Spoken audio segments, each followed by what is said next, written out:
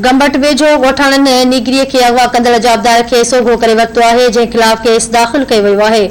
कोड़ा में 9 वरहनि जी निगरीअ खे मुबैना तौर अगवा करण जी कोशिश कई वई। निगरीअ जे रड़ियुनि ते संदसि वारसनि पीछो करे जवाबदार नसीम शेख खे गिरफ़्तार करे वरितो।